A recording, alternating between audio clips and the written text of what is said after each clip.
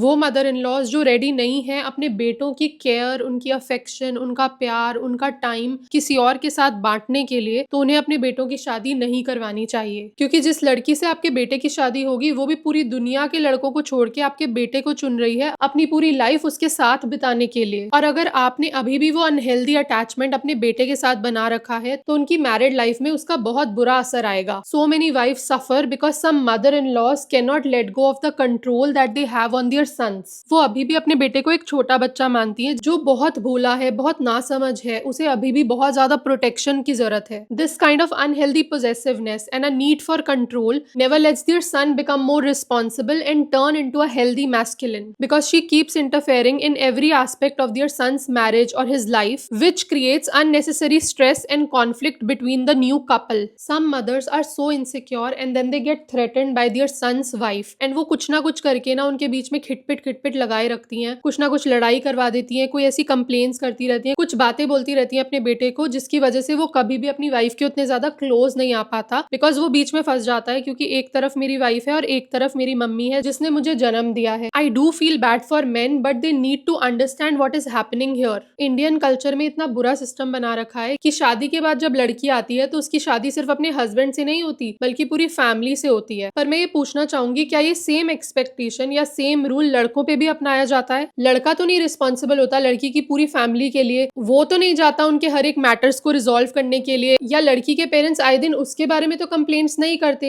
जैसे लड़की की माँ करती है। ये अननेसेसरी कंट्रोल और इंटरफेरेंस ही है जिसकी वजह से आज इतनी ज्यादा मैरिजेस स्पॉइल हो रही हैं। तो अगर आप रेडी नहीं हो अपने बेटे का टाइम, अटेंशन, उसका प्यार किसी और के साथ शेयर करने के लिए, देन इट्स बेटर कि आप उसकी शादी ही मत कराओ, ताकि आपके बेटे को भी अननेसेसरली ऐसी सिचुएशन में फंसना ना पड़े जहाँ पे रोज रोज उसे अपनी लॉयल्टी का टेस्ट देना पड़े। And if men are also not ready to take these new roles and responsibilities, then they should also be very honest with themselves and not get married. If you cannot meet your wife's needs, then you also don't have the right to enjoy the privileges.